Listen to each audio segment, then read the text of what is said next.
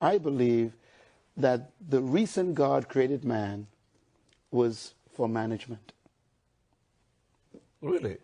I have never heard it put that way. The first thing is to be honest with yourself. You can never have an impact on society if you have not changed yourself. God will never allow growth where there is no management. Wow, wow, wow. So instead of praying for things from God, pray for the management ability. Everything I tell you is true. Everything I open my mouth and I say is correct because heaven directs me on what to say. Eligwe, heaven will tell me and I will tell you it will come to pass in front of your eyes, not behind you. You will see it happening. God will withhold things from you if you cannot manage them.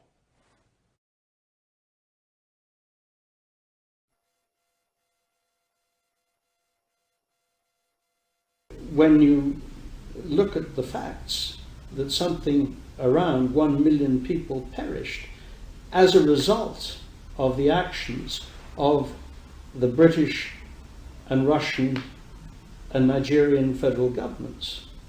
Vis-a-vis what we see in Nigeria, which is truly not, it should not be surprising. Look, what's happening in Nigeria is barbarous. It's horrible. I mean, it's complete madness, yet it's not a priority. The United States unilaterally could do almost anything it needs to do. It would be a long-term effort, but it could be done. And the United States has the capability. All the elements of power, we have those. So why not? It's not a priority. That's the problem. We are committed elsewhere in the world. Black West Africa is not a priority.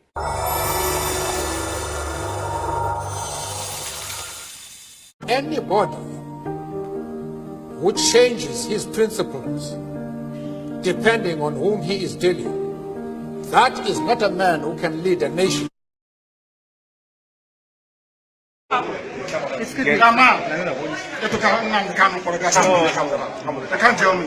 way. When the time comes, it's okay. What stupid country is this? So when it's this, you try somebody's secret? When you like, you try a secret? When you like, it's in public? What stupid country is that? What stupid country is that, I ask you? When you like, you try in secret. When you like, you try in private. They are killing my people. They are killing my people. They are killing IPOBs. They are killing my people. After killing my people, you tell me what to tell in secret? The person is mad. Completely mad. Tell Buhari, that's what I said. That he is mad. He cannot tell me. He cannot tell me. He's a madman. There's a contempt of court proceedings here. Contempt of court. They don't obey court order. They don't obey court order. You're telling me secret trial. Is the person mad? I, Nnamdi Kanu, will sacrifice anything sacrificable to make sure that Biafra comes. We hereby declare no election, no 2023 general election in Biafra land. This no election in Biafra land has been activated. We are going to make it a task that must be done by every Biafran. All measures will be put in place to make sure the adequate civil disobedience is implemented to stop the election in Biafra land.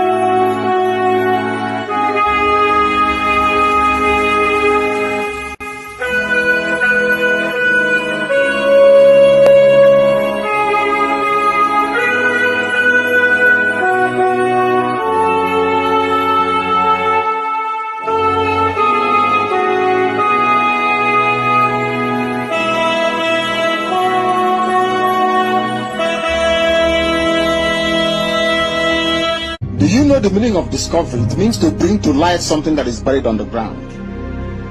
If you can accept that, then you know that Biafra is coming. There is nothing man can do about it. It's too late. Way, way too late. The countdown has begun.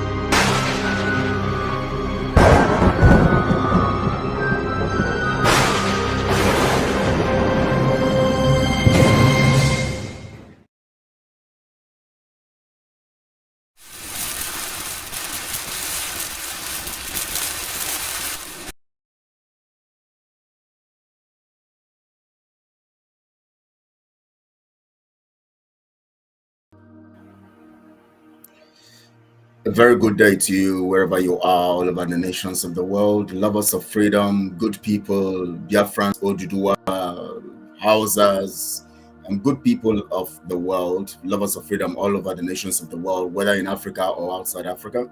I greet you all this day. Today is Wednesday, the 28th day of December 2022.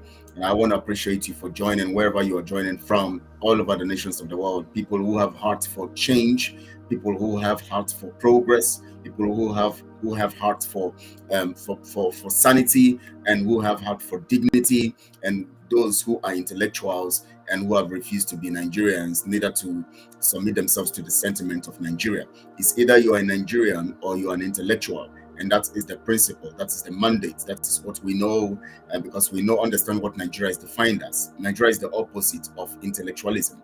And so we subscribe to the fact that we are intellectuals, we are not Nigerians, and that's what we have come to do, to eliminate everything that have kept our people bound and kept them down in the contraption, in the cagey, dingy dungeon called Nigeria. And that's why we're here today. I want to welcome you live to this program. I also want to say thank you for joining, and please, as you join, just like this video, please, wherever you're watching from, because the more you like it, the more people want to come and see what you like, and the more we expose the truth to people. Remember, we are ambassadors of truth, and the mandate of circulating the concept of truth is rest on our shoulders, every one of us. I want to appreciate you all for joining, wherever you are joining and from. We are already rounding off for the year. The year is going very fast. The year is coming to an end, and definitely, of course, we are not just ending the year, but we are getting closer to our freedom. The more things, the more the days go by, the more we can also testify that we're actually walking into our freedom. And that's what we represent, and that's what we stand for. And the interesting thing about it is that we're excited that as we are rounding off the year, we are actually walking into freedom. Remember, the days are counting. The days are counting very seriously. The days are counting very seriously. And of course, we are delighted to have the days count. And of course, this is I think today is the 67th day, 67th day to our freedom. And I want to appreciate you all for making it possible, for every Biafran who is making it possible, who is joining the count, who is publicizing the count, who is preaching the gospel of the count of freedom of the people of Biafra. And I want to tell you that the principles of freedom rest in consistency, and consistency is evident when there is persistence.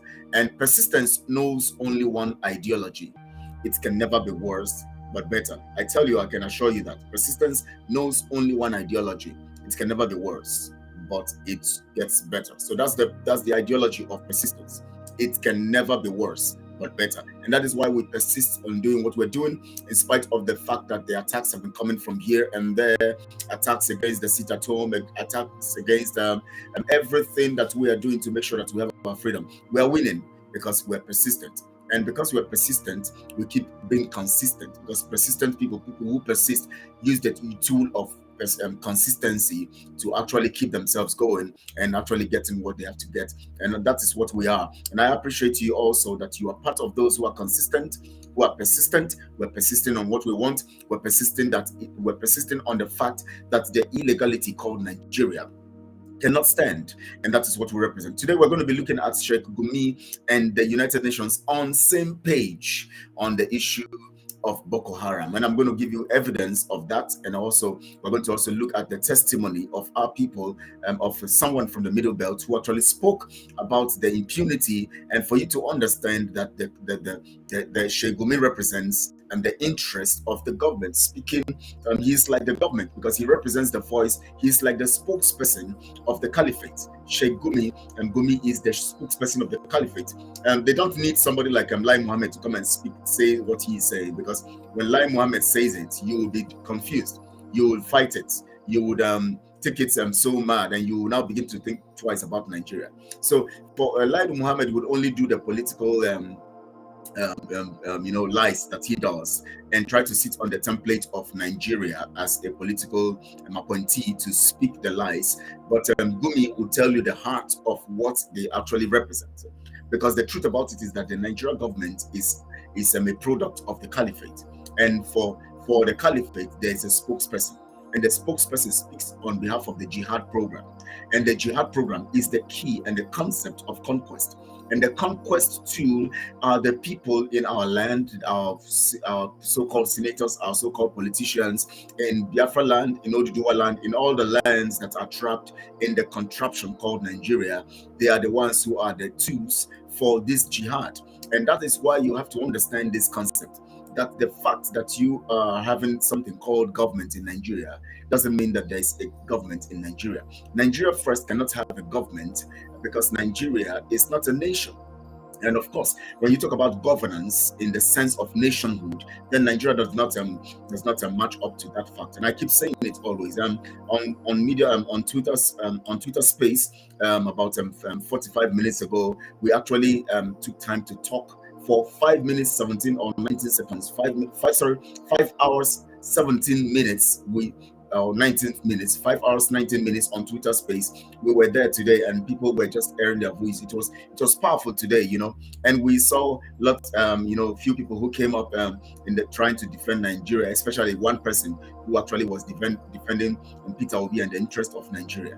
And the truth here is that we are going to be looking critically, because on Friday we are going to also be on Twitter Space 9 a.m. Biafra time, and we're going to be rubbing minds. Great minds came together today, and there was intellectual exchange of intellectualism today on Twitter Space on my platform, Kelechi Ambrose, and it was wonderful. I had great men who came on, and great ladies who came on to actually air their views, and they actually aired their views. It was powerful today.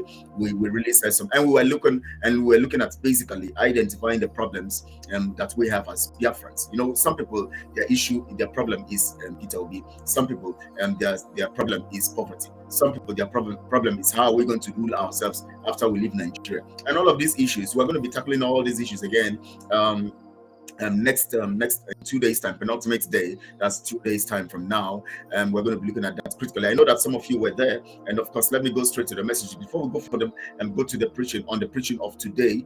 Let me go to the messages, and then we're going to keep we're going to start aligning and looking at the facts of the day and the situation going on. And of course, I want to thank you, Eric Barry. You are the first person who actually commented today. Good to have you, Eric Barry. You are the first today, and I applaud you for being the first. For being the first person today. It's wonderful to know that you are the first person today. Normally it's always Noeline, and of course sometimes some other few people who could come to be the first, but today we have Eric Barry. Today you are the first. Definitely. Thank you so much, Eric Barry, for being the first today. Thank you. I appreciate you. Ogolo George D says good day from the coastal region of Biafra. Thank you so much, all the way from Opobo. Thank you so much, my brother. Good to have you here. Thank you so much, very, very, very, very, very much for being here. And Nicholas Uzamaka, good to have you also. All hail Biafra. It's good to have you here. I appreciate you, Nicholas. Thank you all, and I appreciate you all. Please, on Friday, 9 a.m. Biafra time, let's join on the Twitter Space, because it's very important to hear us rub minds. It is good this time around, because Biafra movement has moved from the level of touts and criminals and steering the ship affairs, steering the ship and all of that, and the affairs of Biafra. Now it is intellectuals that are actually steering the ship, and that is why we are going on the right course, the right path, and at the same time making speed. That is why within 1 year plus, there is a massive speed beyond comprehension, because the people staring it right now are intellectuals. And I know you're part of those intellectuals. Join us on Friday, 9 a.m. Biafra time. Let's also rub minds and bring out our intellectual ability, and also, you know, talk together, discuss together. And then I also told them that they should also let the Peter Obi people, the one Nigerians, come, because that is why we're here. That is why we are certainly together, so that we can help restore them and then awaken their intellectual side, because their intellectual side is dormant. What they actually operating on is their emotional side, and of course that has to do with the will, and the will to carry out wrong decisions, and has to do also with their feelings. So from the emotional point of view, they feel, you know, they feel like some stuff is not going to favor them when Nigeria is gone, when Nigeria is extinct, when Nigeria is dissolved, and when Nigeria is brought down. They feel something is going to go wrong. So that feeling, and based on the fact that they now reason with their feelings, and their emotional side is down, and they cannot process information effectively, because they don't have, sorry, not their emotional side now, right? Their intellectual side. That is their point of view, the sense of reason, their intelligence quotient, you know, is down. It is dormant. It is locked down. It has been locked by Fulani meat, locked by Fulani manipulation, locked by British subjugation, and stopped by the heartbeat of their intelligence quotient has stopped beating. It is in comatose now, and so we need to revive. We need to revive it. We need to revive them so that they stop processing information from the realm of their emotion, talking about feeling, and then carrying out the actions of that feeling interpreted to mean right actions, whereas they are very, very wrong actions and useless actions. And then so their will begin to promote such kind of insipid attitude, you know, and all of that, and actions that they can, you know, and all of that. So we are here to restore them, to help them to resuscitate their thinking faculty, so that they can be restored. Don't get hush hush on people who are, you know, who are always promoting Peter Obi and promoting you know, one Nigeria. They need to be resuscitated. Their intelligence quotient have been deaded, you know, it has been kept in a comatose position. And so they don't have this grace to process information. That is why they are Nigerians. Anybody who is a Nigerian cannot process information accurately or effectively. Anyways, it's not about getting emotional with them. You know, we have to be patient with them so that we can help them, because we have the solution. We have what it takes. We have the life the life jacket. We have the oxygen to actually resuscitate their thinking faculty, their intelligence quotient, and help them to come back. So we have that, and our life jacket, or the oxygen that we have to offer them, is the words that we have to heal them. It is the information that we have to heal them. It is the facts that we have to heal them, and it is the ability to actually treat them properly, and so that we can help them to revive. And so once they are revived, they'll now come back to their senses, and they'll now begin to do things rightly the way they're supposed to do them. So please don't get irate with them, you know, and all of that. They always come with acrimony. They want to come with the concept of acrimony and antagonism, but of course we have to handle them professionally, because we know more than them, and we are not Nigerians. So we utilize our intellectual capacity, and we have to utilize it in wisdom to promote and to help them also to get resuscitated and be restored to normalcy. Thank you so much, all. I want to thank you, and Diana, my Oduduwa sister. Good to have you here. Thank you so much. Good afternoon, Master Kelechi, and God bless all autopiloters. Yeah, I like this. The messages is always, the first message is always like this. I thank you for that, and good to have you. Eric Barry says, I'm the Obidiot Garagara, lasted just 3 days, and okay, according to what Master Simon said, yes, and we defeated them. All their propaganda killing innocent Biafrans in quest to blackmail our seat, and our seat at home has failed woefully. Definitely, yes, it's failed. And they are in comatose now. They are confused, they are silent, they are quiet, but they still want to do some little gra-gra, you know. But we know how to handle their gra-gra, because we know what it takes to be stupid. You know, we know what it means to be stupid because we have the sensual ability to process the information of stupid people, and then of course to know that what they are going through, they're actually going through hell, because ignorance puts people in jeopardy, you know, and then they just become victims of circumstances, and that's why they celebrate the victim's position they occupy in Nigeria. Yes, Nigeria is making them suffer. They're happy, they are comfortable with that. It's better to be in Nigeria than to be somewhere else. And Nigeria is making them hungry. Yes, they celebrate it because it's better to be in that position, to be a Nigerian, than to be something else. Nigeria deprives them of their rights. It's better, you know, to be a Nigerian. They consoled, and the consolation is that it's better to be a Nigerian than to be something else. And Nigeria kills their children, kills their wife, kills their women, and cuts their necks off. Well, it is better to be with Nigeria than to be something else. They are in this situation because their intelligence quotient is actually dormant and in comatose, and so they cannot process information. They always think that Nigeria is the last bus stop for them. Once you dissolve Nigeria, they're going to go. They're just going to lose their mind, and they're going to lose their destiny. They're going to lose the ability to actually exist and to survive, because they have been surviving based on corruption. They have been surviving based on feeding from hand to mouth, and they feel that when you take that from them, how are they going to feed, how are they going to do this and all? They are just confused about the unknown. They are very afraid of the unknown, and so they have to express all of these in the context of their behavior, their actions, and their misbehaviors also, and all of that. And we understand all of these details, and that's why we're here to help them to revive. And I told them today, and of course some of my people concurred on Twitter Space today, that the worst of Biafra is the best of Nigeria. So whatever thing that you count as best in Nigeria is going to be the worst of Biafra, because Biafra can never. It's just like the situation when the people were so stupid, and the people lost their mind when God was trying to bring them out of Egypt and taking them to the promised land. They were thinking of Egypt. They said, "How we wish that we are still in Egypt to eat." Check it out. It's always about food, what they're going to eat.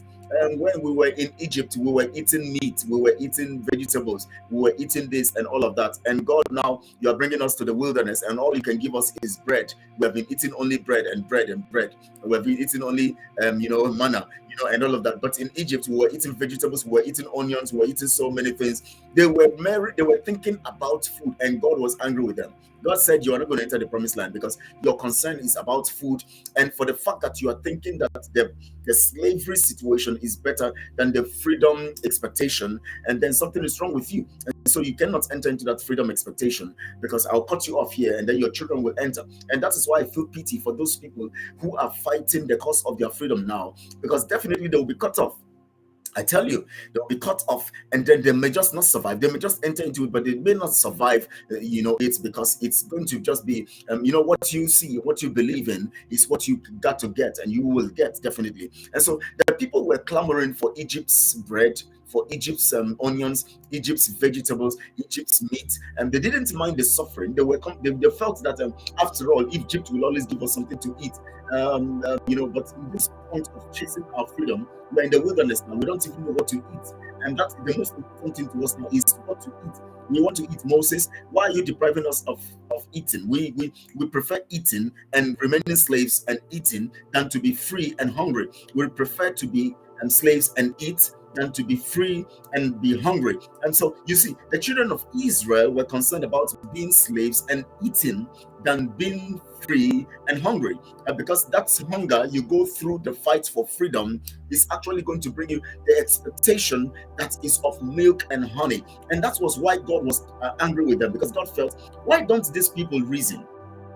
I brought you out of slavery, and yet you think that slavery has the best more than what you can get from the expectation of freedom. No, it's not possible. So I want to let you understand here that the concept of Biafra freedom is fundamentally massive, and the worst of Biafra is going to be whatever you call the best in Nigeria. That is why Biafra is going to be powerful. And I told them seriously, and I told them that, see, those who were concerned about language and all, we discussed so many things. Please, on Friday by 9 a.m. Biafra time, please join us on Twitter Space. Just check my handle, Kelechi Ambrose. Join us there. Let's rub minds together. Those who are intellectuals and those who are Nigerians, you can come over there also, because we want to help you resuscitate your intellectual capacity that is dormant. And that's what we want to do. So we welcome you there on 9 a.m. Please put it down, write it somewhere, 9 a.m. on Friday, Biafra time, and Oduduwa time, write it down. We are going to be discussing issues that concerns us as Biafrans, and we're going to be providing solutions to them. Basically, we're going to be looking analytically at the situation again, we're going to be looking at what you think we can do, an idea that you have that you think will benefit Biafra as soon as we enter into our freedom in the next 67 days. And so bring your ideas and come. Let's discuss and let's rub minds. Let's create a Biafra we want together, because Biafra is going to be everybody's nation, and it's going to be for everybody's contribution. It is not something some few people just stay somewhere and just carve out something and expect it to be. And it's not going to be an autocratic system. It's not going to be a totalitarian system. It's going to be very democratic and republican, and it's going to involve the ideas and the concept of everyone who is a Biafran. And together we must build that nation, because we understand the mistakes that we have found identified in Nigeria, even in the US, even in Australia. We live every different nations of the world, and God has put us in those nations of the world because God wants us to learn their mistakes and see their mistakes and all of that, and then design concepts to solve those problems and bring them into our nation so that we will be the best in the world. Because by the time we look at US mistakes, by the time we look at Britain's mistakes, by the time we look at UK's mistakes, by the time we look at the mistakes of Australia, we look at the mistakes of the Asian nations, we look at the mistakes of the Caribbean and all of that. We look at the mistakes that all of these nations are making, and then we come to compose our constitution to resolve those mistakes. I tell you, Biafra will be the best. So we have to start planning it now, and that's why you are very important in this. Join us on Twitter Space, where we are planning our destinies now. We are not waiting till Biafra comes. Somebody was saying, let's wait till Biafra comes. All these things will be resolved. No, I said, no, we are not waiting till Biafra comes. And other people agreed with me that we are not going to wait till Biafra comes. We are planning it now, because, with the case of South Sudan, they never planned and they went into freedom. Today, South Sudan, they are killing they are killing themselves. You know why? There is no fundamental plan. We need a fundamental plan. Look at the mistakes of others, solve those mistakes before we get into our freedom. Just like when Israel was in the wilderness, that was where God gave them the commandments. That was where God gave them the laws. God gave them the commandments before they entered the promised land. Don't say when we get into Biafra, we will now solve the issues that we know are obvious problems, like the issues of language. And today we were discussing the language issue, and people were talking about what language we're going to adopt as a general language, aside the fact that we're going to adopt all languages that has to do with Biafra, but the central language, that means the lingua franca of Biafra. And somebody kept insisting that when Biafra comes, it won't be a problem. When Biafra comes. No, you cannot say it's not, because language is one of the basic things that have divided us all these times. And the British and the Nigeria contraption had actually put it in front of us as a problem, telling them that we were dominating them by imposing everything about us, that we are domineering and all of that. So this had been measured. And so God gave Israel the commandments before they entered the promise. So that is why we need to set our rules, set our laws, set our policies, get everything right, set everything right. As we enter, we are getting in with the program planned, designed, and prepared, and working with them. So we're not going to be talking about them now. We want to now put our constitution together. Now we want to now decide which language we're going to. No, we are going to do all of that before we get to the promise. That is the template. When the children of Israel went to the wilderness, the next thing God did, He called Moses up to the mountain. And that was where God gave him the laws. Because based on the culture that God was instituting on Israel, He needed laws according to the culture of the nature of the lifestyle He wants them to live. He wants them to live, and He gave them laws according to that. So that's the fact. So before we go into the main talk today, I have just been preaching, by the inspiration of God. And so let me go to the messages and finish quickly, round off the messages quickly, and then we can do what we have to do for the day. Adazion, thank you so much, ma. You're welcome. Good afternoon, Brother Kelechi. Thank you so much. I appreciate you, and good afternoon to you too from here. Diana Gumi, please don't forget to thumb up for this program as you come and share for others to watch it again. Please thumbs up and like this program, please. Our sister Diana has reminded us again. So please, because when you like it, people want to watch what you like. They want to know why you will like this stuff. And of course, what we're doing here is for the truth, and we must circulate truth all over the nations of the world. But if you don't share it, if you don't like it, if you don't subscribe to it, if you don't make it possible, it's not going to be possible. So please, thumbs up to it so that we can have the message go all around, all over the nations of the world. Kennedy Obilo all the way from Bilo in Edo State. Thank you. All must hail Biafra. Thank you so much, my brother.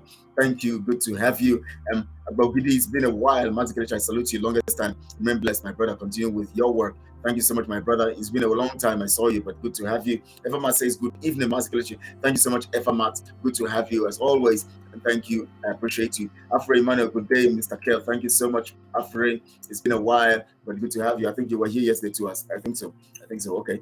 Kennedy Obilo said the zoo must very soon. That this very IPOB autopilot, they are different, unshakable, unbribable. Okay, the zoo must understand that. Yes, we are different, unbribable, and unshakable. So Ogolo Josh says consistency leads to success for anything you do in life. That is it. Consistency leads to, and the truth about it is that to be consistent, you have to be persistent.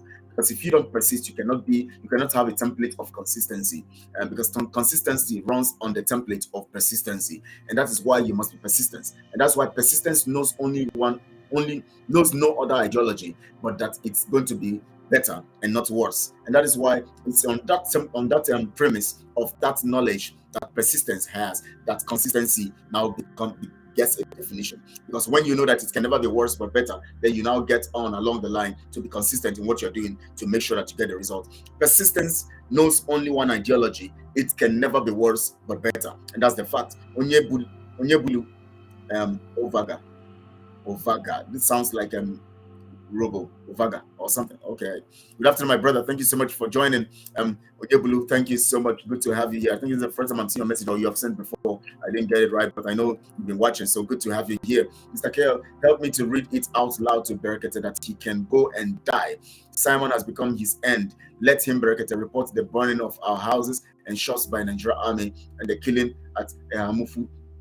Malfred, thank you so much for that. Berekete will go and die, and he has to go and die. He has shown that he's not actually for human rights and radio. He has shown, you see, God knows how he exposes all of these people. He has been hiding like a sheep, like a sheep having a sheep clothing, whereas he's a wolf. He's actually supporting the impunity. He's actually concerned about the impunity. Mazi Nnamdi Kanu is in detention. He's not talking about it. He's not writing the international community. He represents human rights. According to him, he represents anything human right. But Mazi Nnamdi Kanu have been there, in spite of the fact that the zoo, the trash courts, and the sham courts have actually given a sham judgment that they don't want to obey, even if it's a judgment that stands, in our hearts, and we believe in. Mazi Nnamdi cannot be arrested, he cannot be jailed, but to them it is a gimmick, and all of that, and so they give it, they give it sham because they are sham. So they give sham judgments which they don't believe in. It's sham to them because they don't believe in it.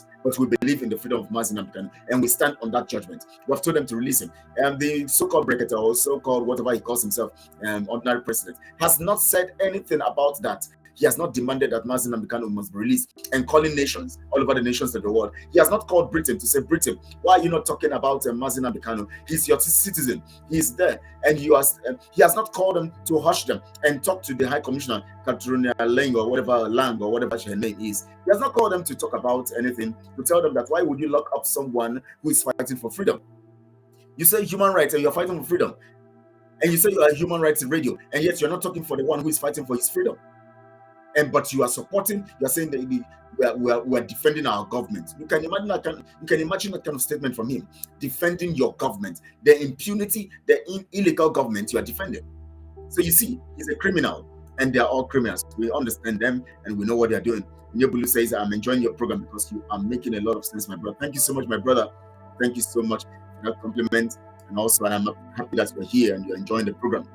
Afre Emmanuel says, the little time I was on the Twitter space with you, I really enjoyed it. Thank you so much, Afre Emmanuel. I didn't notice you there. Oh, good to have you. Thank you so much. I know that's why you're holding on to that Berekete, because he's a very, very, very useless fellow. Very, very useless, and very, very, these are the instruments of the state.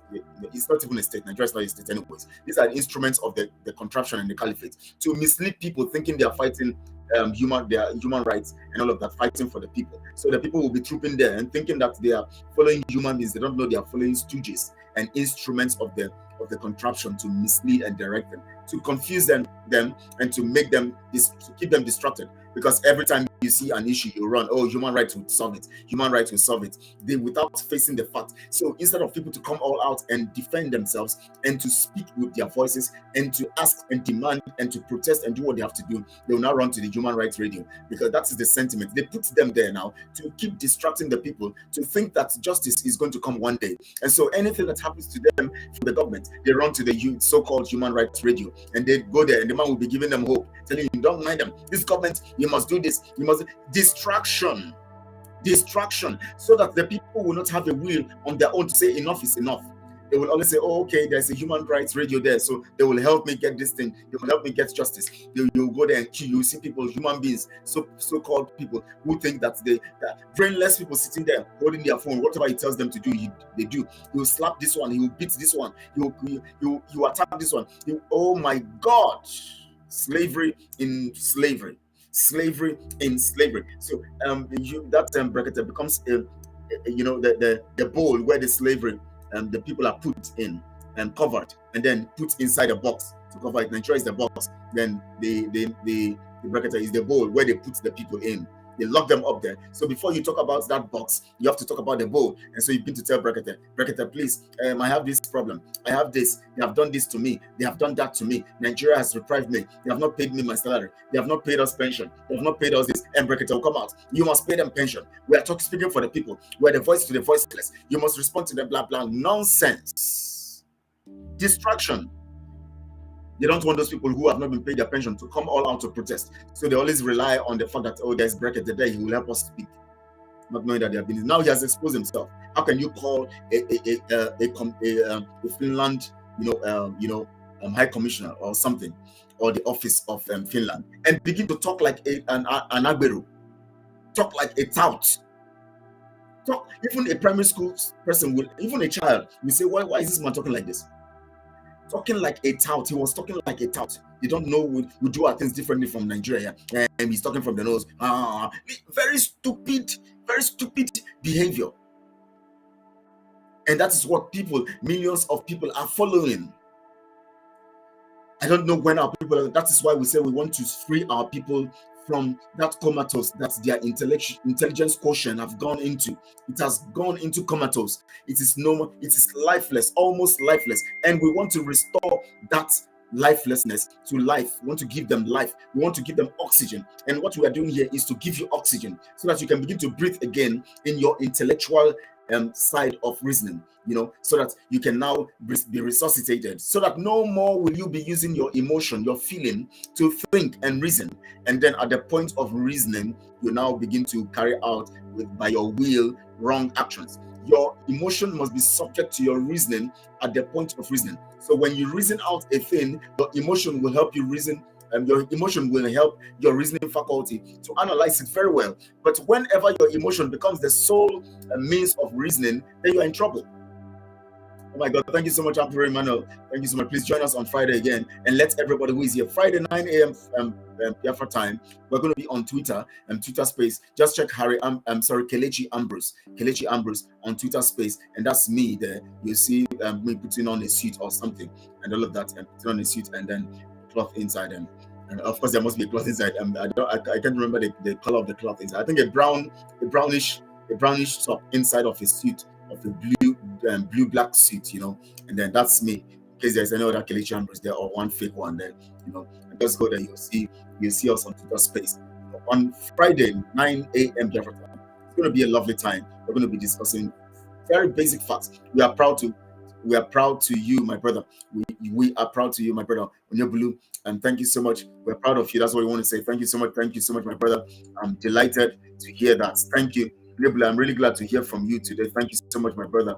Onyebulu, thank you. I appreciate you. I'm delighted to have you here. Also, thank you so much. Thank you so much. I appreciate you. And we have Emmanuel Afri again. My only pain is that genuine and intellectual people came a little late. Yeah, that's true. If people like Simon, yourself, Kel, Biafra Unite, Choose Survival, Umwada have come earlier, we would be in Biafra by now. Yes, you're correct, my brother. But thank God, at least it's not late yet. We are doing what we're doing. In fact, we would have gotten Biafra a long time. The problem is that we had people, the criminals coming in and then dominating their space, and then we were just looking at them because they were behaving like touts, behaving anyhow, and we're looking at them. We're just wondering what they want to do, because we were looking at them with the eye of Nigeria. That was when Ricky was parading himself and doing everything. In the end, they ended up like a Nigerian. That's it. So now that Mazi Nnamdi Kanu have come out, God help him, I wish also that time he just came out. We were still looking at it, contemplating if we should come out or we should just watch. So we were watching, and he had these thoughts around him, the way they were behaving also. So we were skeptical about joining these people and all of that. But when we saw that now the attack is so massive, because the stuff was being, Mazi Nnamdi Kanu was managing the situation. So we were not understanding that these people were really fighting him from inside. If we have understood that, we would have come all out and he would gain strength from us and do some other stuff. But we thought everything was fine because he was managing the situation, and it until he was kidnapped and extraordinarily renditioned to the zoo. And that's why we now say, wow, so this has been all this while and all of that. And so that's why we had to come out all out this time around to put our lives online and to say that we are going to come out now and speak. And that's why we're here today speaking, and nothing will stop it this time around. Though we lost some time, but definitely time is not against us. We are still in line and we're going to get results. Stella Uzuka, thank you so much. I think you are reacting to something I commented the other time, something I said.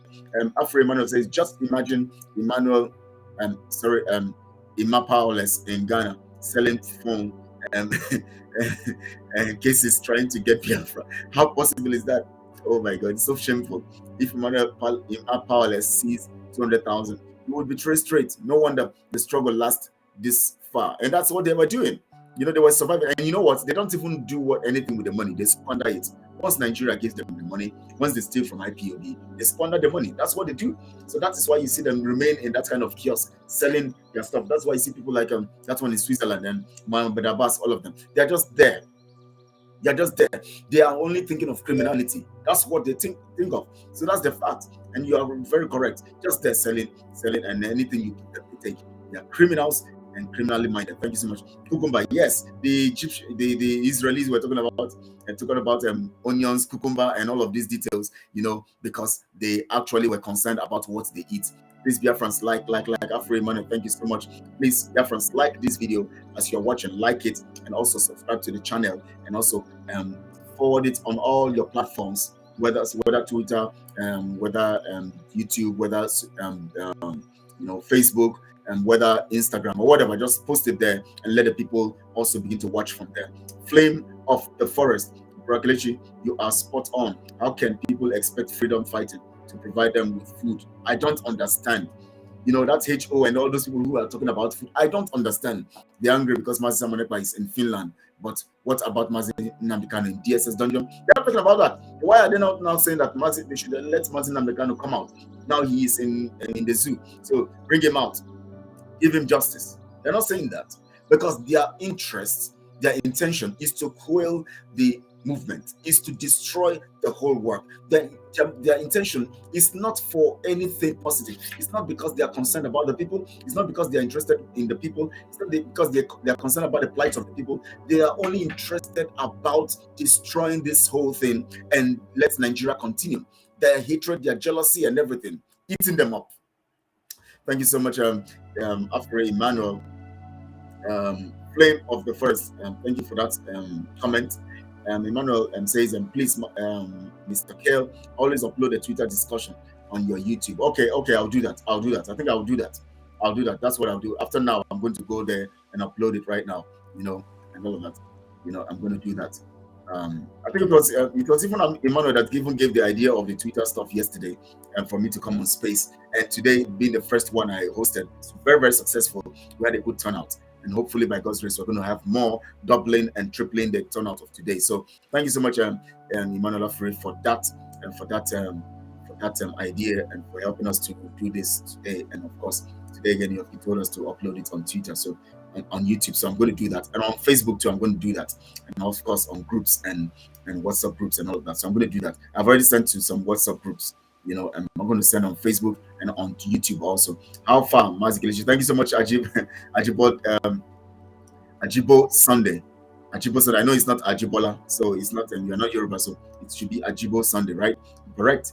Thank you so much, my brother. Everything they find, I agree to you. Thank you so much, my brother. Everything they, what's up? What's in the happen for your side now? we speak like like these people. Nkelfe Uche, thumbs up, everyone. Please, thumbs up. Thank you, Nkelfe. Thank you so much for being here. Saw you yesterday, and today again you're here. We can still use English or adopt Jewish language. Of course, even if we adopt Jewish language, it's fair than to use any of the than even to use English, honestly, because we are Jews. Definitely, that's our source, and whether people believe it or not, that's our source. So we even prefer to use that as our official. But definitely, we're going to have our own language. God will help us. We're going to compose something using from the whole dialects that we have, from the whole language we have. We're going to compose them together and have a particular language that will interpret the language of Biafra. Even if we continue to retain our private languages like the Ijaw language, like the Igbo language, like the Anang language, like the Calabar and all of that, we'll retain them. Every region will hold on to their languages very strongly, but we will have a central language that would be like take the place of English. Even if English will be there when you communicate with the outside world and all that. But anywhere we're speaking, internationally, we'll be speaking our language, just like China does. You see, when in Qatar, after the match, you saw Argentina. When they won the cup and they were talking, the boys were being interviewed. They were talking in their Argentine language. You were speaking in their language. Whether you understand it or not, that's your business. You know, they were just speaking in their language and I was admiring it. I didn't understand what they were saying, but I was admiring it. Later, you had interpreters and all of that. But the fact is that you must sustain and preserve your culture. And that is fact. Language is part of our culture. You know, our language interprets our culture and explains our culture. So we must preserve it. And that's fine. And that's how it's going to be. Obvious dishes, compliments of the season, Kelechi. Enjoy the Twitter space you organized. Were you there? I didn't see you. If I had seen you, honestly, I would have called you up to speak. I didn't see you, honestly, because I was calling Lola, the lady. I was calling her up to speak, and then if I'd seen you also, I would have called you up to speak. So next time I'm going to call you up to speak. Honestly, let me not, unless you don't want to tell me the name you're using there. Felix, who's so easy? Thanks so much, brother. Thank you so much, Philip. I'm sorry, Felix, sorry. Some people say it's Felix, but it's Felix anyways. That's what we know. Thank you so much anyways. Alice Precious, we thank God Almighty for another day. What God Almighty can do and cannot do does not exist. Those who want Mazen Namikano dead will not live to see Biafra come 2023. I say to that prayer. We've taken over almost 50 minutes reading messages and all of that, and I did a little preaching, but I'm going to go straight to the message now. Back in the days when I used to listen to the likes of Nsiman, Nelly Kweku's boy, Faith Ugala, who was it'd be like, say, make I vomit. Now we can hear sensible analysts in Biafra struggle. Thank you so much, Emmanuel. Anytime I hear that word makes me laugh. I don't know who composed that kind of word. That word is so funny. Thank you so much, Emmanuel Afri. Thank you so much. Nigeria breeds criminals, and Bracket family is one of them. More power to your elbow. We are on high speed, no going back. Thank you so much, Alison Precious. Yes, we are on high speed. Definitely, we're on high speed. Definitely, IPO Boko pilots are at their total end. We have no other choice but to tear Nigeria into pieces. In 2023, we are going home. Thank you so much. Yes, thank you, Alison. We're going home, and we're going to break down. Nigeria is going to be destroyed beyond recognition, as Mazen Namikano would always say, beyond recognition. And that's what we're set to do. And Ogolo Josh said, the beauty of this liberation is that those sound minds are those in the helm of affairs. Yes, so my brother, that's it. Thank you so much. That's just a fact. Sound minds, and then we're there and all of that. So thank you so much. Emmanuel Afri says, when Berekete called the Finland man, he just showed the world the terrorist instinct. That's it. I said, what a shame. Terrorist instinct. He proved that he doesn't even know that he actually exposed himself. He thought that's what evil people do and senseless people. They actually behave irrationally. They expose themselves without knowing it. And they will think they have scored a point, not knowing that they have exposed their stupidity, exposed their level of understanding and what they represent. And this is the fact that this Berekete has shown that he's a terrorist and represented the terrorists appropriately and represented the terrorist Nigeria and contraption appropriately. He actually expressed, analyzed, and displayed the average attitude of a Nigerian. And of course, if you're a Nigerian, you can be an intellectual. That's the fact. You know, that's it. So I always ask them whenever I see a particular message from all those people, you know, on those one Nigerians, those politicians, and those ones who call themselves intellectuals. Once I see that post, the next message I send to them is, are you a Nigerian or an intellectual? They will not say anything. They can't answer that kind of question because they don't know what to say. And that's the truth. So thank you so much, Ogola Josh T. Thank you so much, Ogola Josh. Thank you so much for the love, and thank you so much for the love of Biafra and for the love of nation. Also, Amma says, keep it up, bro. Biafra or death. No going back, bro. We're not dying even, my brother. Biafra or Biafra. We're not going to die because we're not going to die for them. We know what we represent and what we stand for. Chetam Chin, good one, bro. Casey, thank you so much, my brother. Good to have you here and find you here. Onwe Dorian says Igbo in our language doesn't let Fulani take what we have. Doesn't let Fulani take what we have, and let's keep the Fulani war. No more going back. Okay, I think I'm trying to understand what you're saying. So no more going back. That's their business. We are going to take what belongs to us and all of that. Esther of Freedom says, greetings, Kelechi. I thank God for MNK, MSC, Autopiloters, Umada, and all freedom lovers on this struggle. You all made us proud. Thank you so much, Esther. Thank you so much. And you guys are making us proud too for your resilience, consistency, and all of that. So Alison Precious says, you're welcome. Thank you so much, Alison. Thanks to have you. Good to have you here. And more messages are coming in, but I'm going to stop soon with the message we're going to go into. You are most welcome. Thank you so much, Alison. Thank you. Thank you. I appreciate you. And we have Rudy and Nadi. Thank you so much. Good day. Kelechi Breketa is the Fulani man. All the money he had taken is killing him. He has unmasked himself. Thank you so much, man. Yeah, you're correct. Thank you so much, Dr. Ruby. You actually stated it, and that is what is killing him, and it's going to kill him. He's going to get to his grave very soon. These are people of oh my God, they are a disgrace and all of that, and they have been exposed, and they keep exposing themselves. Observe it very carefully. You discover that every exposition that have been done about these evil people actually comes from them. They expose themselves and they open themselves up, and we see what they are and what they represent. Victoria Informer says, good evening, Mazikilechi. Keep up with what you are doing, sir. Thank you so much, Victoria. I will definitely do that, and I'll keep up with what I'm doing, and I'll increase the tempo of what I'm doing. Okola George says, Brekete is a government agent. He has just disgraced himself. He will live to regret his psychophantic program. Shame on those following him. Very big shame on those people who are following him. I tell you, thank you so much. Go ahead. We're going home soon. They don't have choice. Yes, so we're going home. Thank you so much, man, for this. Thank you so much for that submission. We're going home, and nothing will stop us. And I want to assure you that on this day, we're going to be exposing and looking at it critically, because we're intellectuals, so we're not ashamed to say it, and it's not pride. It's not pride saying it. We're intellectuals, definitely. Biafrans are intellectuals, and we are looking at the true Biafrans, looking at issues constructively and very critically. Now, I will tell you now. Let me show you something that this man, let me show you. Of course, most of you have seen it. Let's look at what Gumi actually posted on, and then Sahara Reporter also reported it. So this is what he posted. Anyways, he said, don't vote for politicians who will kill Biafrans or kill bandits. Sorry. Don't vote for politicians who will kill bandits. They are our warriors in the forest. They are our warriors in the forest. They are our warriors. That means they are those who bring us victory based on our plan, by fighting to make sure that our plan comes to pass. That is what the word warrior there mean. War, from the word war. Warriors, just like we say heroes, warriors, those ones who fight the cause of a particular plan, or fight for a particular cause that is collective of the people concerned, and they bring results to them. So he's saying now that they are warriors. That means those who war for them to be victorious. Now, also, we are going to look at this man's position here.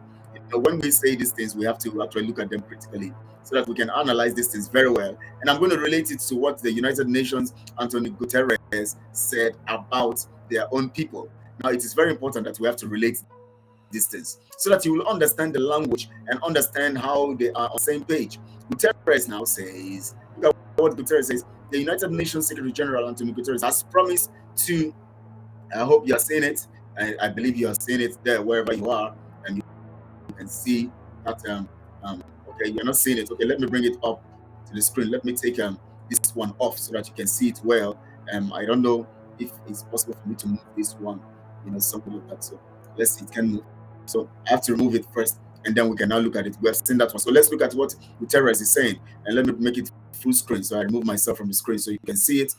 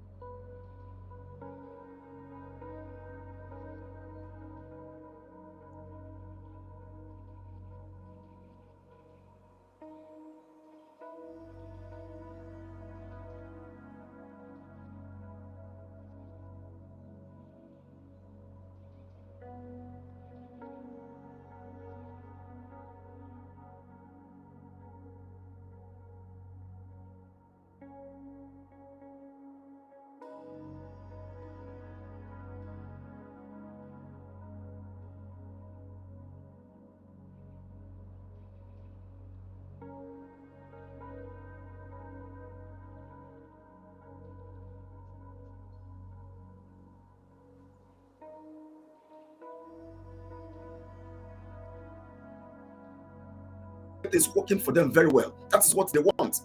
So they want this stability to happen so that they would be able to actually have this thing running very well, so that they can resuscitate their economy, so that they can utilize what they have to do what they have to do. So the fact here is that the crisis to end very quickly is not because they are concerned about you in the south, and the crisis in your place ending is because they want to quickly end this thing so that they can take over the resources very quickly. That is why they are fighting in Ebonyi, because of resources. The lands very quickly. Very, very quickly. Now let's go on. He said here, I was amazed to see today in a center that those that have been terrorized, they want to integrate into the society, want to contribute to the society, and the policy that have been here is the policy of reconciliation, the policy of integration, reintegration. You can imagine reintegration is a policy aiming at a development perspective to allow for terrorism to be eliminated. Mr. Guterres said.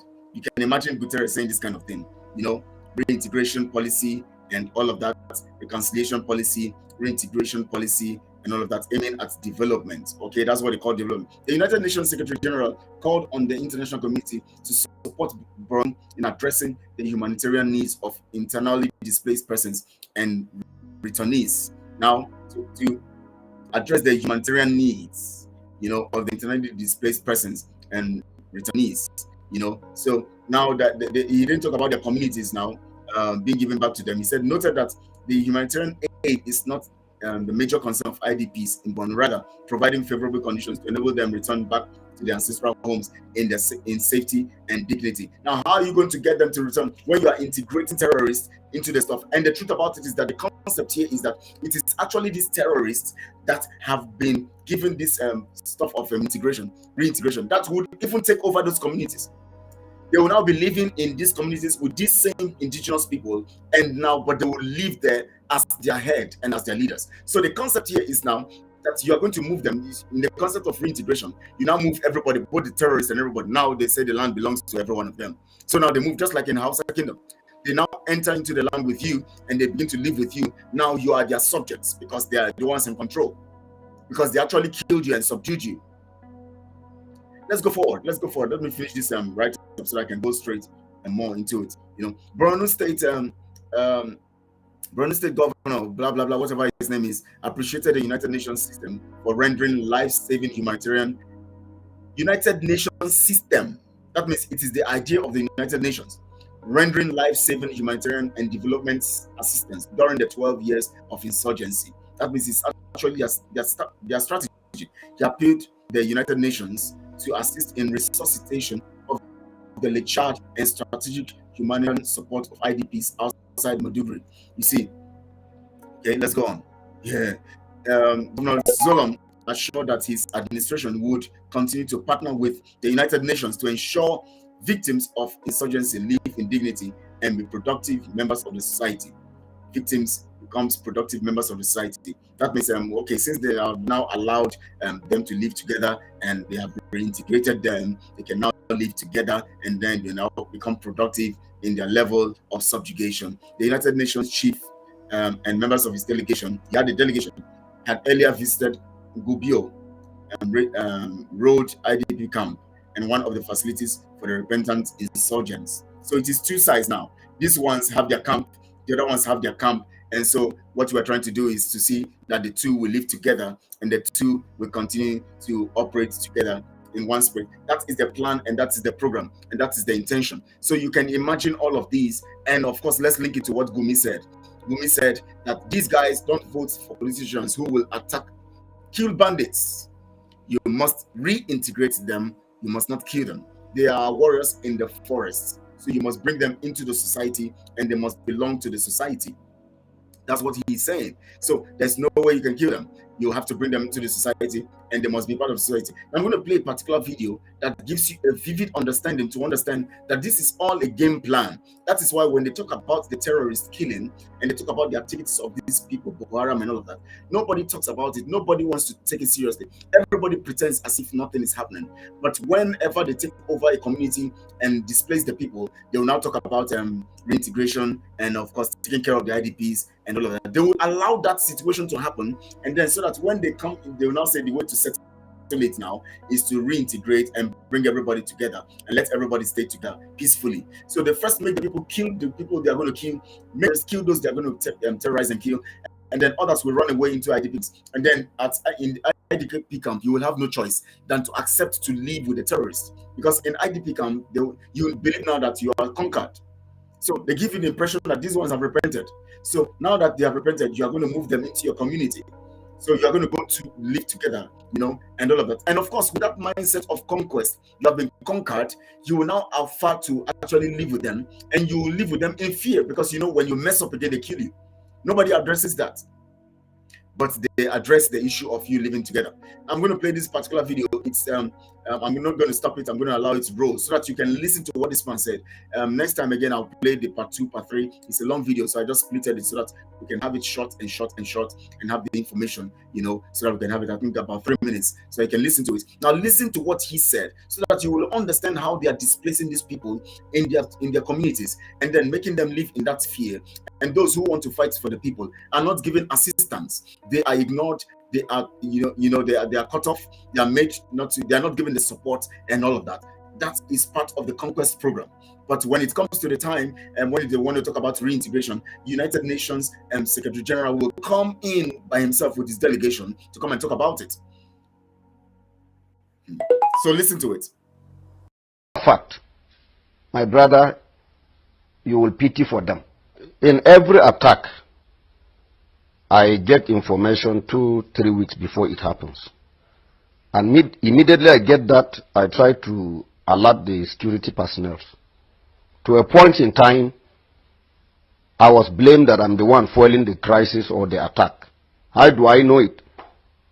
Sometimes they insisted I must tell them the name of my informant and where he's coming from. I said no. And even the connivance between them and the government, they tell me. So when you put the message across, the government doesn't take it serious. And most especially this administration, the governor's aides doesn't even pick calls of anybody. Even yesterday night, I tried calling the governor on the attack going on Doroa. He didn't pick my call. So the missed call is there. He will not reply. Sometimes his PA will give you a message, noted, and it is gone. Even at the heat of the crisis. So you call the STF, their spokesman will tell you they are not aware, and it goes. And most especially, the attack is perpetrated by these military men. They aid them in carrying the attack. So we always give information before it happens. The CIB, they are everywhere and they bring information. But the most painful thing is that the people they are giving them this information are part of the attackers. And they will not even want the police commissioner to know about it. Neither. They will send it further for further investigation. They don't allow it to go. So they must remove those that are on those decks so that information will flow. So when we were on our way to go and recover these corpses, the corpses and the injured, the same STF commander, with the advice of Brigadier General M.A. Bello, told him that we should not pass through. And he was the one that called the defense headquarters, and the CDS told the STF commander, Major General Anthony, that he should not allow anybody to go and carry any corpse. He did. He delayed us for 2.5 hours. The police that was given to us to assist us with about 13 operational vehicles, that's Hilux, he couldn't allow us.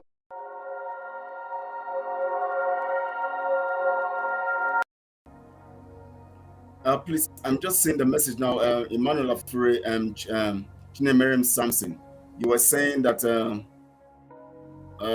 you were not hearing the sound. It was not the sound. Please, can you hear me now? Please let me know if you can hear me now, because I was saying no sound. I just noticed that now. I don't want to believe that all I've said and all the analysis I've given was just I was speaking to myself. You know. I don't know. Please make me honest. Can you hear me, please?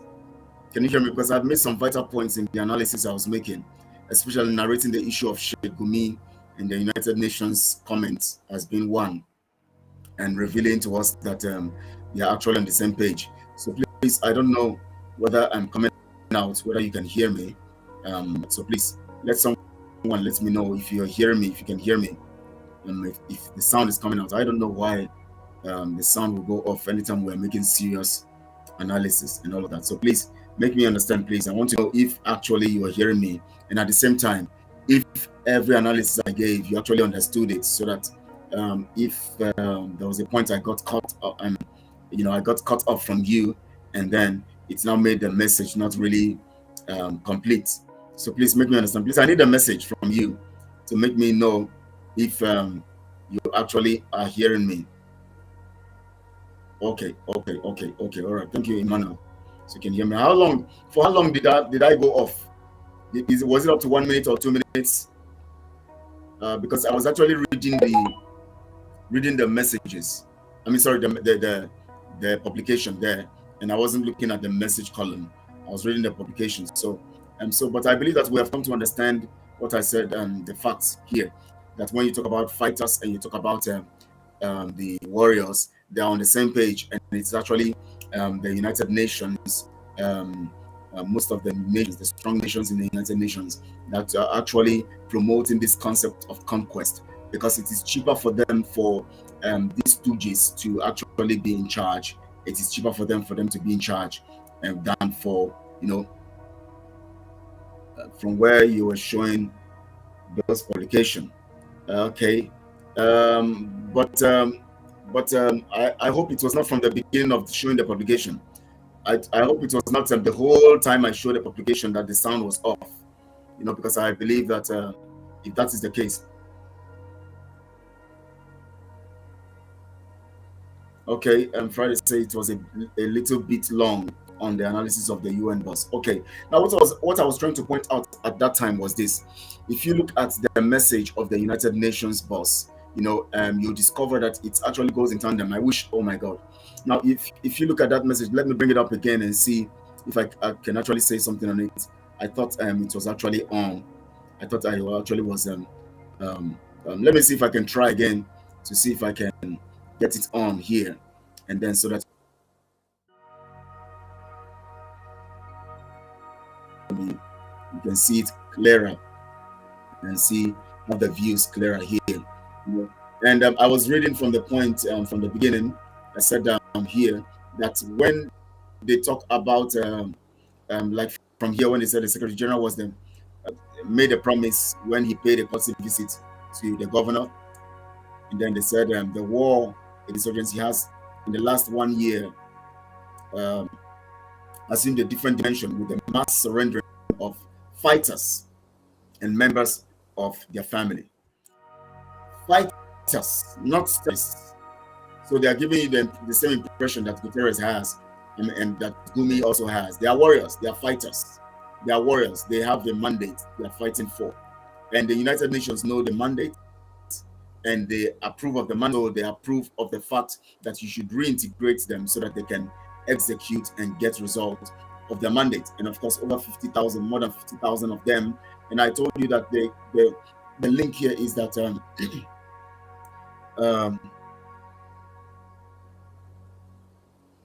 okay, Emmanuel says from the publication we heard nothing, and I was thinking the broadcast had ended from the beginning of the publication. Oh my God, that means those fantastic points I was making are gone. Okay, let me try to explain. Let me open it again and see and look at it. So now from this point now, Guterres said, let me bring it full screen so that you can see it well. I can be off. Let me take this message off the screen so that I can explain, if I see how I can explain it briefly, before briefly, maybe in 10 minutes, the analysis I was trying to give, in that regard, so that you can understand that I don't know what happened at that point. Oh my God, I'm not happy about that.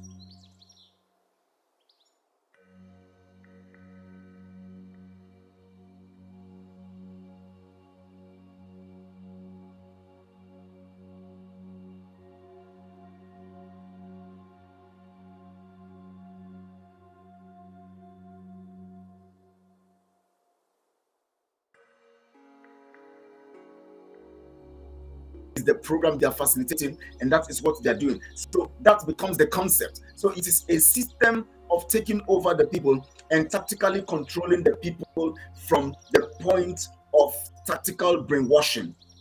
That is what it is. Oh my God. Oh my God. So it seems when oh my God, what is going on? It seems when I put the publication, you don't hear me. Oh my God. Let me say what I'm going to say again, please. I don't know why. I don't know what's going on. So, but you can hear me now, right? You can hear me now, right?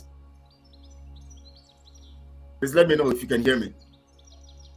I think I have to end this broadcast and then push it again from tomorrow so that I can preach it well tomorrow, because I have taken time, and I don't know how this video will look like. For 1 hour plus, we are not hearing anything, and all of that, and some basic side of the analysis. Okay, so which means that whenever I bring the document, you don't hear me. Oh my. Okay, now let me see if I can bring it halfway and all of that. Okay, see, the plan here is this. Let me explain it now without the document coming on screen. I believe you can hear me now. So Frank Mweke says you can hear me. So let me explain it this way. You see, the tactics here is this. I want us to understand this in the line of reasoning, intellectually now. They permit and allow the Boko Haram people to attack your community. When they attack your community, they kill some of you.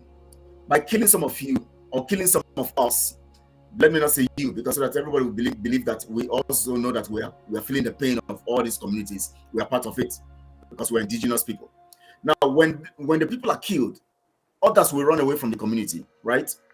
As soon as others run away from the community, they run away to another place, or they form an IDP camp and keep them there. The government will start feeding them with crumbs. United Nations will start feeding them with crumbs, as you saw in that document. They start feeding them with crumbs, feeding them and making them feel that you have survived. You should thank God that you have survived. You should thank God that you are a survivor. And you see, whatever you lost, you're going to get back with time. And it is better to be alive than to have property and you are dead.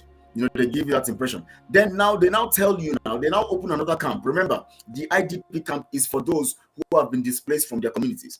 They now open another camp. This other camp now they now tell you that these other guys who came to kill those people who ran away from their communities have repented. They now tell you now that they want to rehabilitate them. They now move them to the second camp. Now, in these two camps, 2 programs are going on. One, the other one is to continue to put the fear in you. That's the one of the IDP. The one of the IDP, they keep telling them that, see, you see, you are lucky to be alive, and the government have come to your rescue. But we will try to provide what you need, and basically what you need, according to that report, you read it there. So as we provide what you need, we are still going to send you back to your land. But this time around, you know that when you are in your land, they might come to attack you again, because we might not be there when they come. So the best way to live is that you have to live together.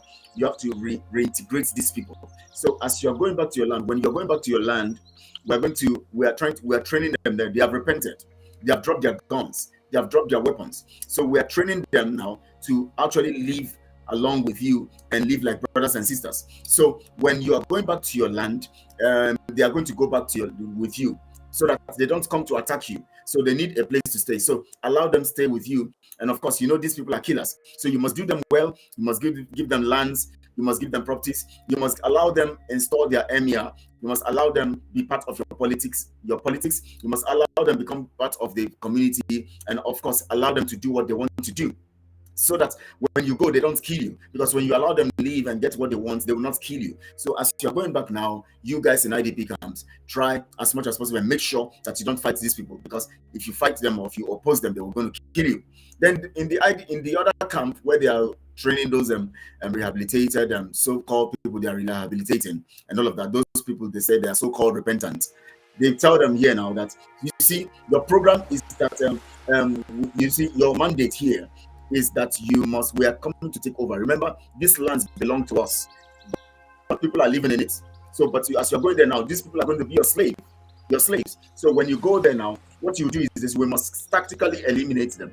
So when you have an opportunity, when you go there, and tactically kill the ones you're going to kill in the farms, in their corners, in the places you're going to kill them, And again, also, you also begin to give us information. If you are not able to kill them from where you are because they will suspect you, we are going to have our men keep invading those communities. And when they invade you, of course, you give us information where they are, where they gather, when they have programs, when they gather in churches, when they gather in places, and all of that. And then we'll be able to now attack them. So those ones who have not repented, who are part of your brothers, they are there. They are the ones who are going to be carrying out those attacks on your behalf. So your own now, we are pretending that you have repented, so that when you get there now, you are not holding guns and all of that. They will trust you, but you will be getting information on behalf of those ones in the bushes. When you get this information, it will help them conquer them fast. So our people will be invading this land once a while. Where you are, they will not invade, but they will invade the indigenous people. So your tactics is to fight from within. You get the information, you get every detail and all of that. They make them understand that they are still fighting this war to take this land that Allah has given to them according to their own program and their own plan and their own beliefs and their own ideology. So they have already told them that Allah has given them this land. This land belongs to them. So they now tell them, now that you are going back, you're going to go back with them, but of course, we will be killing them little by little until you take over them, and the rest of them, you make them slaves. So you see the tactics. So now United Nations comes to tell you now they are supporting the reintegration program. That reintegration program has two camps. The camp of the IDP, where they brainwash them and make them feel that you better accept these people and live with them peaceably in the concept of reintegration. Then the other camp of the terrorists, they tell them now that of course we are taking your guns from you because we want you to fight from within. So these people will not suspect you. You'll be getting the information for us. You'll be getting the details from them to us and all of that, so that we will be able to get the information and kill them very well. Our men will still be attacking, but when they come to attack, they will not attack where you are. They will attack the indigenous people. You understand? But play along with the indigenous people and make them feel like you, comfort them, make them feel like you are not a threat to them. So that is the tactics, and that is why Gumi said that they are warriors. That means they are fighting a cause that makes them warriors. They are fighting a battle or a cause to win on behalf of the plan they have with they have for the caliphate, which is the template of what's the name of that man again? Usman Dan Fodio. United Nations also see it as an opportunity to allow them to get it, because if they get it, what happens is that it is less it is less expensive to them, in the sense that their businesses will flourish, because the only thing that will happen is that these Fulanis will keep subjugating the communities and then being in control. So the communities will not stop them again from taking oil, will not stop them again from taking resources and all of that. Fulanis will just be allowing them to take the resources of the communities and selling them at any price, giving them and all of that, because Fulanis just want to take and sell and subjugate and enjoy. That's what they want. But they know that indigenous people know the value of these commodities, these natural resources and mineral resources. And they know that based on the fact that they know the value, they know also what to do with those resources. So they want to keep them down so that they will not be able to do anything with these resources and be able to even actually sell these resources in their values. Because they know that Biafrans, Oduduwa people, and all the nations within are sensible people and reasonable. They understand the value of resources. But the no Fulanis don't understand the value of resources. They cannot convert resources for anything. All they need to do is to extract and sell, extract oil, sell it, and then bring refined products into the system and all of that. Just all of that. They get gold, they extract it, sell it as raw material, get money. They just want to sell, get sell, and all of that. They are not thinking of technological advancement. They're not thinking of development. They're not thinking of something that will change their lives. They're not thinking of all of these details. So they know that Fulanis are lazy, according to the order of what Lord Lugard said. Even in his report of 1902, he stated it there that these people are lazy. So they know that Fulani is the best bet to do this work. That is why United Nations says that reintegrate these people into the community. By the time they are able to subjugate you and keep you down, and they conquer you, they install their emirs and all of that, and they now take control of your territories, it is easier for the United Nations because their business will flourish. It will now save them cost. Just like what is happening in Afghanistan.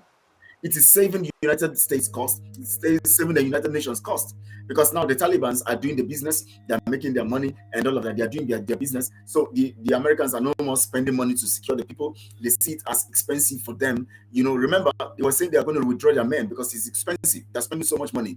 Securing the people of Afghanistan is too expensive for them. So they prefer that the terrorists will take over and control the people so that it will be less expensive for them. And of course, they will continue with their opium business, which they are importing into US and into other countries where they are making money. And of course, they have their businessmen in those places making money from all of these things. So that is the program and the plan. That is the program and the plan. And these are the things that we must fight against. These are the things that we are fighting against. And that is why we said enough is enough. That is why we are coming out strong and saying that we will not allow election. Because we know that the template for them to conquer is already sealed and completed. The only thing they need to be executed now is the election. Because by the election, you will give them another 4 years ground to now attack you very well, and they'll now carry out the massive destruction, because now they have told you to reintegrate these people. These ones within you now are their program that has been reintegrated. You see all those Hausa communities and all of these communities in our areas, in all our places, in Biafra land, in Oduduwa land. These are the places, that is the concept, that is the takia. These are the people that are called the integrated people, who will help to give information to them who are the foot soldiers and the military to attack when they declare that war. They have declared the war already. They have started the war. They're fighting, but they are doing it silently, killing the people silently. So that is it. So I want you to understand this basic fact, that Gumi and the United Nations are on the same page. That is why Gumi calls them warriors. The United Nations calls them fighters. Calls them fighters. That is why we must be very sensible to make sure that we don't give their narrative a voice by making sure there is no election in Biafra land. Because once we endorse election, once we allow election, we are going to go down for it. We are going to go down for it. There is no two ways about it. We are going to go down for it. So as wise people, as intellectuals, we must understand the place of intellectual explanation, intellectual analysis of information and details before us. That's why you see what I'm doing right now, bringing the issue of Gumi's statement and the issue of Antonio Guterres' statement, and liking them and bringing out the story out of it, or bringing out the point out of it. How can you call terrorists warriors? How can you call terrorists just fighters? Fighting for what, when you didn't give us the definition of the fighting? When you should call them what they are, terrorists. But you call them fighters because you want it to look sweet and look nice, because you understand the program they are carrying out.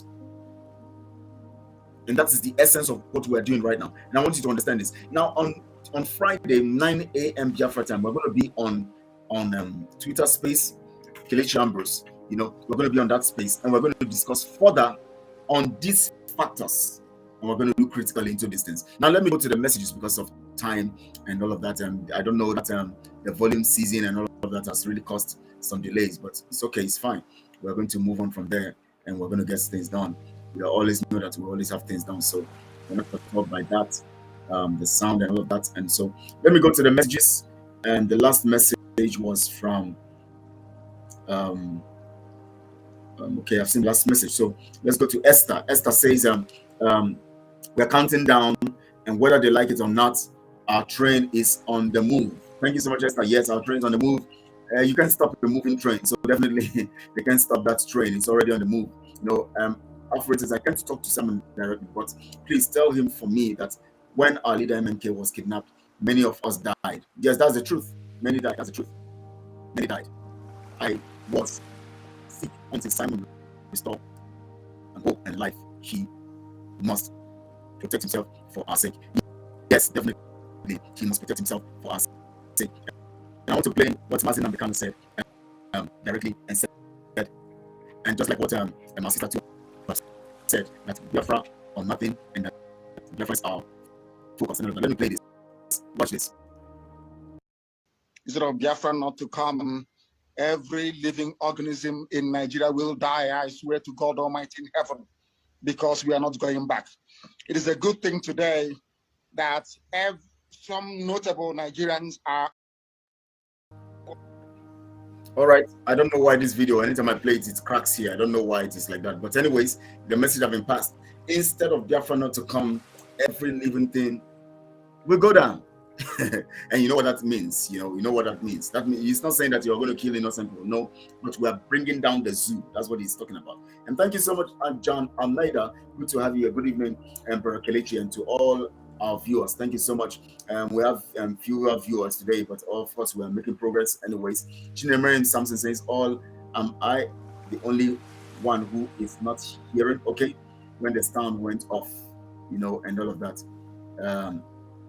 Okay, let me skip all those messages because it's talking about sound going off. And we have Zubi Frank. He says, Mazi Kelechi, you are indeed God sent to us. Keep it up, brother. Bro, thank you so much, Zubi. Good to have you. Thank you so much. Thank you for the compliment. And I appreciate you so much. He said, I enjoyed your space today. You made me a co-host, but Twitter was against me. Oh, yeah, that's true. That's true. I discovered that you went off and all of that. So I was wondering why you went off anyways. But it's good anyways. And we also have other times that we can also do things together. So definitely, because we have to get involved and we have to hear our voices and discuss about these issues collectively. Mafre Emmanuel says, from where you are showing this publication. Okay, talking about when I was showing the publication and the stuff was not actually showing. And we have Alice Friday says it was a little bit long on the analysis of UN boss. Okay, oh my God, I don't know what happened. I don't know whether they're attacking this thing. I don't know why I go to that analysis and then everything goes off. From the publication, we heard nothing. And I was thinking the broadcast had ended from the beginning of the publication. Oh my. Oh God, thank you so much for prompting me on that. And Frank Weke says the simple way to conquer them. That's it. It's very simple. It's very easy. It's just tactical. Just conquer them. Make them feel helpless and then tell them that they have to go together with the people who is trying to kill them so that they don't kill them again and give them whatever they want. And that makes it possible. I am here, sir. Thank you so much, Clement.